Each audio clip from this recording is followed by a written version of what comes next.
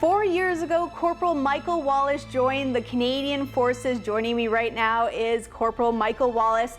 Wallace, we're going to go by Wallace because that's what your friends call you. Wallace, tell me why you decided to enlist and enroll in the Army. Well, it seemed like a really great opportunity to better myself as a person, and I didn't really know too much about the military as a whole. No one in my family has been in the military for over 4 generations, so it seemed like a really interesting opportunity, and I'm glad I did it. It's been one of the best decisions I've ever made. I'm a combat engineer, so I've learned a lot of construction, a lot of demolition, and we're sort of the jack of all trades. We do a little bit of everything, so it's actually transferred over into my civilian life as well. As a reservist, we're sort of a part-time soldier, so I actually have jobs where the skills and traits that I've learned in the military have helped me out getting other jobs and excelling in those jobs as well. Very, very cool. All right, so being a young soldier yourself, having other young boys and girls out there, what would you suggest to them, or what advice would you give them if they're possibly interested in later enrolling? It's definitely a great opportunity. I certainly suggest anyone that has the mental fortitude to do it to take that chance and put their name forward. It's a fantastic opportunity. You learn discipline, you learn skills that transfer over into your civilian life. It makes you a better person.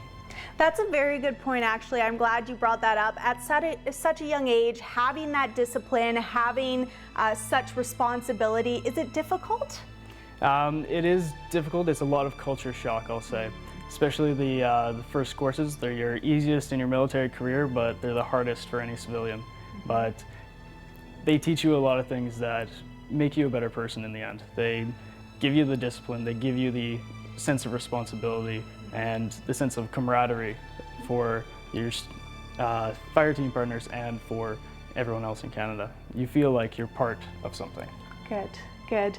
Now today's show, of course, is our Remembrance Day special. Let's talk a little bit about being young people, really knowing the significance of Remembrance Day. What do you think is important for young people to know about this day? Honestly, I feel like a lot of it has been lost over a few generations, but it's having that respect for the soldiers, having that respect for those that have served, and feeling pride in your country and your military. There's sacrifices that have been made that we hope to not have to make again, and that's what this day is about. That's right, I agree. Now, of course, we are hanging out at Hugh Cairns Armoury. You spend a lot of time here. We're in the bar area right now. You're actually a bar manager, is that correct? That's correct. How important is it to have like a safe haven like this that really separates you from your daily activities? Well, one of the biggest things is this is our mess, and out there, everything else is a bar for everyone to be in.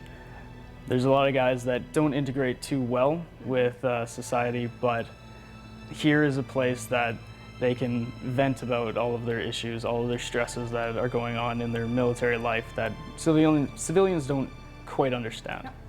Yeah, I can only imagine. All right, well, we are learning lots, hanging out with some young soldiers, all for our Remembrance Day special. In our next segment, we are changing up locations, and although you'll probably be familiar as to where we are, you definitely won't recognize me. So you better stay tuned to find out what I mean by that. We'll be right back after the break.